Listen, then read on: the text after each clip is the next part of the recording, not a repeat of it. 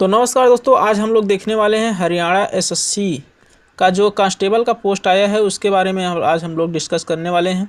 तो यहाँ पर आप देख सकते हैं, सबसे पहले कुछ हम आपको दिखा रहे हैं इंपॉर्टेंट डेटेड। जब इसका नोटिफिकेशन जारी हुआ था वो कब जारी हुआ था? इसका नोटिफिकेशन जारी हुआ था 30 दिसंबर को। 30 दिसंबर 2020 को नोटिफिकेशन आया, जबकि इसका फॉर्म फिलअप करने की जो डेट है वो शुरू हुई है 11 जनवरी से और लास्ट डेट जो है वो 10 फरवरी है। लेकिन आपको लास्ट डेट का इंतज़ार नहीं करना है, क्योंकि लास्ट में जो है वेबसाइट इसकी स्लो हो जाती है। अच्छा, अगर आप किसी भी तरीके से लेट हो भी जाते हैं तो 10 तारीख को लास्ट डेट है, जबकि फ़ीस आप इसका पेमेंट 13 फरवरी तक कर सकते हैं। तो इतनी सहूलियत इन्होंने दिया है आपके लिए, लेकिन आपको लास्ट डेट का इंतज़ार नहीं करना है। इसके लिए इन्होंने एक गाइडलाइन भी जारी किया है, मैं अभी आपको दिखाऊंगा। ये ऐसा इसलिए किया जाता है क्योंकि लास्ट में जब साइट स्लो हो जाती है तो फॉर्म फिल नहीं हो पाते हैं, तो लोगों का नुकसान हो जाता है। आप यहाँ पर देख सकते हैं टोटल जो पोस्ट है वो 7298 पोस्ट है। इसमें मेल और फीमेल के लिए अलग अलग सीटें हैं, तो इसको आप ध्यान में रखिएगा। और इसकी जो लास्ट डेट है वो 10 फरवरी 2021 को रात को 12 बजे तक है। रात को 12 बजे तक आप पोस्ट कर सकते हैं। अब थोड़ा सा मैं आपको बताता हूँ जो इसके इम्पोर्टेंट जो गाइडलाइन प्रोवाइड की गई थी उसके बारे में। यहाँ पर अगर आप ध्यान देंगे तो यहाँ पर आप देखेंगे कि ये जो पॉइंट नंबर ए है, पॉइंट नंबर ए में ये लिखा गया है साफ साफ कि apply the online well advance without waiting the last date of submission of application form. तो आप लास्ट डेट का इंतज़ार ना करिएगा, सबसे पहले आप फॉर्म को फिलअप करके सारे काम अपने कर लीजिएगा। अब यहाँ पर आप देख पा रहे हैं कि यहाँ पर मोटे मोटे लाइनों में हेडिंग के रूप में लिखा गया है कि आप जो भी अपने डॉक्यूमेंट अपलोड करते हैं उससे संबंधित है। जो भी डॉक्यूमेंट अपलोड कीजिए सही से डॉक्यूमेंट चेक करके अपलोड करिएगा, क्योंकि यहाँ पर दिया गया है in case of variation in 2, यदि कोई भी 2 डॉक्यूमेंट ऐसे पाए जाते हैं जिनमें जो आप अपलोड किए हैं जो वहाँ पर रिक्वायर्ड है उसमें अगर अंतर पाया जाता है तो आपका कैंडिडेचर जो है वो रिजेक्ट किया जा सकता है। आपको कैंडिडेचर शैल बी कैंसल्ड। इसलिए जो भी आप डॉक्यूमेंट अपलोड कर रहे हैं उनको थोड़ा सा परख के अपलोड करिएगा, कुछ गलती ना होने पाए। आप थोड़ा सा हम पोस्ट डिटेल के बारे में देख लेते हैं। यहाँ पर पोस्ट डिटेल आप देखिए, कैटेगरी 1 कैटेगरी को कैटेगरी 3 में दिया गया है।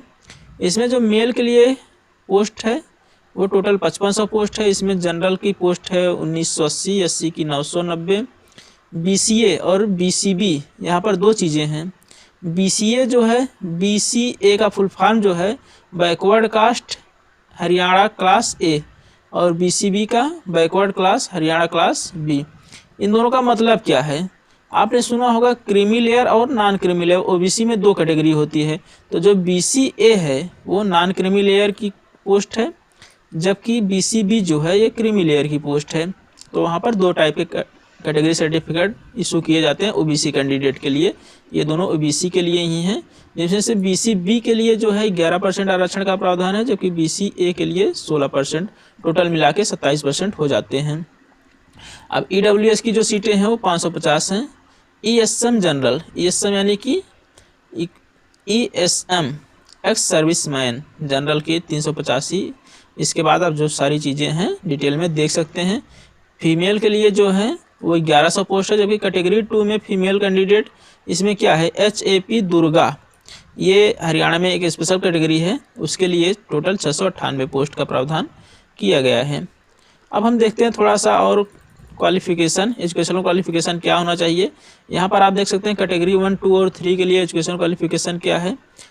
कैंडिडेट है मस्ट पास 10+2, 10+2 और इक्विवेलेंट होना चाहिए। और उसके बाद यदि आप मैट्रिक किए हैं तो मैट्रिक के साथ जो है हिंदी अथवा संस्कृत होना अनिवार्य है। इसके बाद जो तीसरी और सबसे इम्पोर्टेंट बात है वो आप यहाँ पर देख सकते हैं, जो आपका फिजिकल स्ट्रेंथ देखा जाएगा।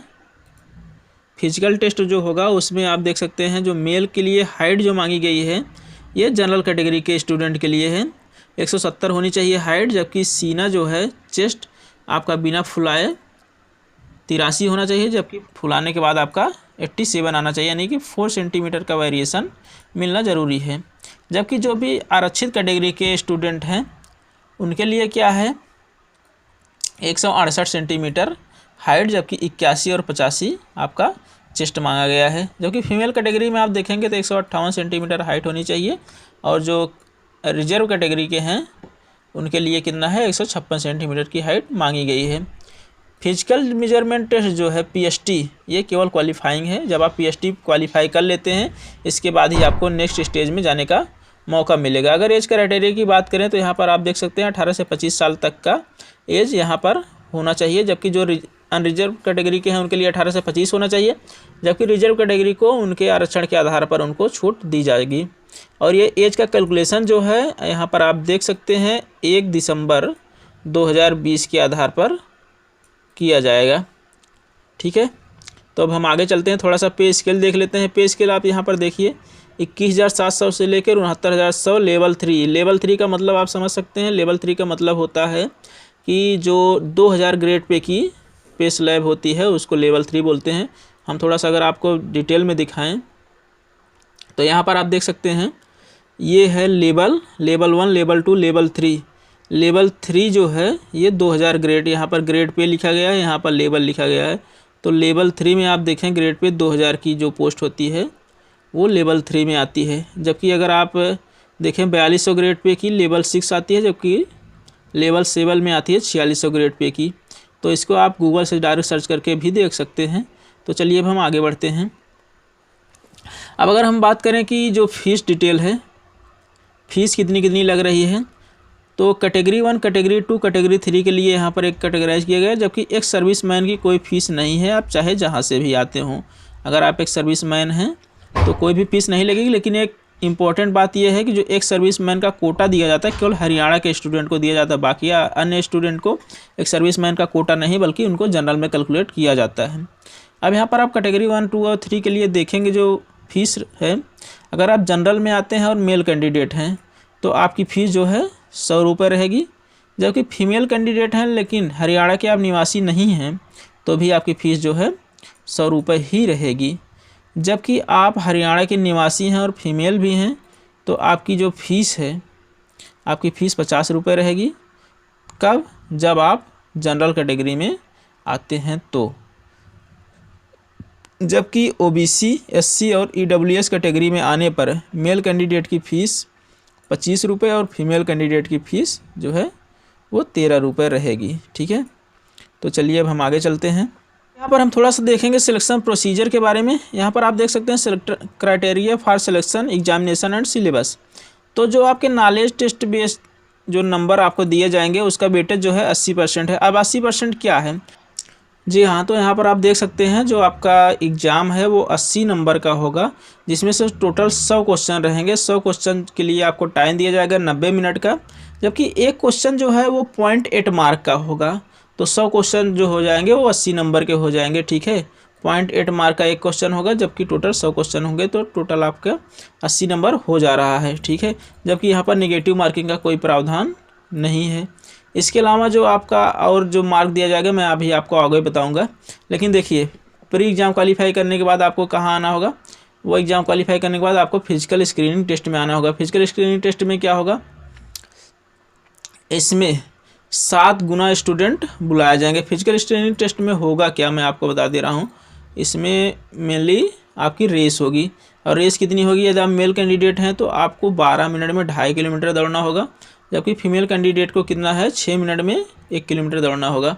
जबकि एक सर्विसमैन के लिए 5 मिनट में 1 किलोमीटर की दौड़ लगानी पड़ेगी। ठीक है, तो ये होगा। और यहाँ पर एक स्पेशल नोट दिया गया है, RFID radio frequency identification device के माध्यम से आपकी जो दौड़ है उसका कैलकुलेशन किया जाएगा। ठीक है, अब हम आगे चलते हैं। जब आप दौड़ वाले टेस्ट में पास हो जाते हैं तो आप आते हैं किसमें? फिजिकल मेजरमेंट टेस्ट में, जिसको PMT के नाम से भी जाना जाता है। अब इसमें आपको क्या करना होगा? इसमें आपकी बेसिकली हाइट और चेस्ट मापे जाएंगे। यहाँ पर कुछ पॉइंट लिखे गए हैं। Candidate who have qualified the physical screening test shall be undergo physical measurement test, यानी कि जो PST में पास होते हैं वो PMT में आते हैं। ठीक है, अब थोड़ा सा यहाँ पर एक हाईलाइटेड नोट दिया गया है। The candidate who fail in meet standard prescription for physical measurement test shall stand eliminated from the further selection process, यानी कि जो भी लोग PMT में फेल हो जाते हैं उनको आगे के प्रोसेस से एलिमिनेट कर दिया जाता है, यानी कि आगे के प्रोसेस में वो पार्टिसिपेट नहीं कर पाते हैं। लेकिन जो पास होते हैं उनके लिए अदर जो भी प्रावधान है वो किए जाएंगे। यहाँ पर देखिए हमने आपको बताया था ना 80 मार्क जो था वो था किसका, रिटन टेस्ट का। अब बाकी के जो 20 मार्क बचे हैं वो 20 मार्क में क्या क्या आएगा, एक एडिशनल क्वालिफिकेशन, इसमें से 10% का वेटेज है, यानी कि 100 में 10 नंबर का हो गया। एक ये हो जाता है और एक ये आता है मिसलेनियस, मिसलेनियस का भी 10% वेटेज है। ये किस प्रकार से कैटेगराइज किए गए हैं मैं आपको अभी दिखाता हूँ। देखिए कांस्टेबल के लिए क्या है, आपका एजुकेशनल क्वालिफिकेशन के आधार पर आपको 7 मार्क दिए जाएंगे। ये 7 मार्क कहाँ कहाँ से आएंगे, पहले तो यदि आप इंटर, तो बेसिक इसकी क्वालिफिकेशन है। इंटर के बाद यदि आप ग्रेजुएट हैं तो आपको 4 मार्क दिए जाएंगे, ठीक है। अगर ग्रेजुएशन के बाद भी आपने पोस्ट ग्रेजुएशन किया है, पोस्ट ग्रेजुएट हैं, तो आपको एडिशनल 3 मार्क दिए जाएंगे, यानी कि 4 + 3 टोटल 7 मार्क हैं यदि आप पोस्ट ग्रेजुएट हैं तो। इसके अलावा यदि आपके पास एनसीसी सर्टिफिकेट है तो आपको मैक्सिमम 3 मार्क दिए जा सकते हैं। ये 3 मार्क कैसे कैसे दिए जाएंगे, आपके पास यदि ए लेवल का सर्टिफिकेट है तो आपको 1 मार्क दिया जाएगा। अगर आपके पास बी लेवल का सर्टिफिकेट है तो आपको 2 मार्क दिए जाएंगे। यदि आपके पास सी लेवल का सर्टिफिकेट है तो 3 मार्क दिया जाएगा। अब आप कहेंगे यदि आपके पास तीनों सर्टिफिकेट हो तो आपको कितने मार्क मिलेंगे, तो आपको 3 मार्क मिलेंगे। क्यों, क्योंकि जब आप सी सर्टिफिकेट तभी पाएंगे जब आपके पास ए और बी दोनों होंगे, ठीक है, तभी आपको 3 मार्क दिया जाएगा। यानी कि मैक्सिमम 3 मार्क आपको मिल सकते हैं जब आपके पास एनसीसी सर्टिफिकेट का सी सर्टिफिकेट होगा तो, ठीक है। अब हम आगे बढ़ते हैं। अब इसके बाद मिसलेनियस का 10% वेटेज हम देख लेते हैं। इसमें आपको 5 मार्क मिलेगा, किसके लिए, ये इसमें कुछ बड़ी बढ़िया चीज़ें दी गई हैं, मैं आपको बताता हूँ। देखिए 5 मार्क दिए जाएंगे किसके लिए, यदि आपके घर में कोई भी कौन हो सकता है, आपके माता पिता हो सकते हैं, आपकी पत्नी हो सकती हैं, आपके भाई हो सकते हैं, आपके पुत्र हो सकते हैं, वो कोई भी रेगुलर एम्प्लॉई नहीं है हरियाणा सरकार में, तो आपको 5 मार्क का वेटेज दिया जाएगा, ठीक है। अगर आपके घर में कोई भी एम्प्लॉई है तो आपको ये मार्क नहीं दिया जाएगा, ठीक। इसके बाद दूसरी क्राइटेरिया क्या है, दूसरी क्राइटेरिया है कि यदि आप एक विडो हैं, यानी कि विधवा हैं, और इसके अलावा यदि आप एक ऐसे एप्लीकेंट हैं जिसके पिता की डेथ हो जाती है 42 साल से पहले की उम्र में, यानी कि पिताजी की उम्र 42 साल से कम थी और उनकी डेथ हो गई, तो आपको 5 मार्क दिए जाएंगे। और इसके तीसरी क्राइटेरिया क्या है, यदि आप 15 साल से कम थे तभी आपके पिता की डेथ हो जाती है, तभी आपको ये 5 मार्क दिए जाएंगे। ये दूसरी क्राइटेरिया हो गई। इसके बाद तीसरी चीज़ क्या है, 5 मार्क और किसके लिए आपको दिए जाएंगे। यहाँ पर देखिए कुछ स्पेशल ट्राइब्स के बारे में, जनजातियों के बारे में बात किया गया है। ये कौन कौन से हैं, विमुक्त जातिस और तप्रिवास जातिस, ठीक है। ये हरियाणा के स्पेशल ट्राइब हैं, तो इनके लिए 5 मार्क का प्रावधान किया गया है। ये जो हरियाणा के होंगे प्रॉपरली वो जानते होंगे, ठीक है। अब इसके बाद चौथी क्राइटेरिया क्या है, आपको 8 मार्क इसके लिए दिए जाएंगे यदि आप वहाँ से कार्यरत हैं, ठीक है, आप वहाँ पर कार्य कर रहे हैं और आपके पास एक्सपीरियंस है, तो आपको मैक्सिमम 8 मार्क दिए जा सकते हैं यदि आप 16 साल तक कार्य कर चुके हैं तो, एक्सपीरियंस के रूप में। और ये एक्सपीरियंस क्या है, 1 साल के लिए 1/2 यानी 6 महीने के लिए 0.5 मार्क दिया जाता है, ठीक है। यानी कि 16 साल के लिए 16 साल की 8 मार्क दिया जाएगा, यानी कि 1 साल के लिए कितना दिया जा रहा है, 0.5 मार्क, ठीक है। लेकिन अगर आप इन चारों को जोड़ें तो 5 5 10 5 15 8 23 मार्क हो जाते हैं। तो क्या आपको 23 मार्क मिलेंगे, ऐसा नहीं है। अगर इन चारों कैटेगरी में से आप मैक्सिमम मार्क पाते हैं, ठीक है, अगर आप 10 से ज़्यादा पाते हैं तो आपको केवल 10 मार्क दिए जाएंगे, लेकिन अगर आप 10 से कम पाते हैं तो जितना आप पाते हैं उतना नंबर आपके मार्क में टोटल जोड़ दिया जाएगा, ठीक है।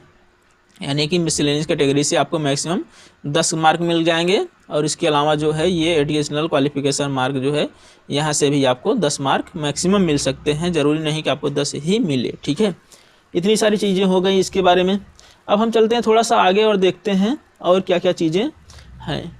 इसके बाद अब देखिए एग्ज़ाम डेट की हम यहाँ पर बात कर लेते हैं। देखिए यहाँ पर जो एग्ज़ाम डेट के बारे में दिया गया है, the examination either online CBT based और OMR based likely to be held on 27 March 2021 से 28 मार्च 2021 तक। यानी कि ये कंफर्म नहीं कह रहा है कि इसी दिन होगा ही, ये कह रहा है लाइकली टू बी हेल्ड, यानी कि हो सकता है। और यहाँ पर नीचे क्या दे, HSSC reserve the right to reschedule change the above exam date, यानी कि ये कह रहा है हरियाणा SSC जो है वो इस अधिकार को रिजर्व रखता है कि वो किसी भी डेट को रीशेड्यूल कर सकता है या उसको चेंज कर सकता है, ठीक है। लेकिन आप अभी मान के चलिए कि आपका एग्ज़ाम जो है 27 से 28 मार्च को होगा, ठीक है।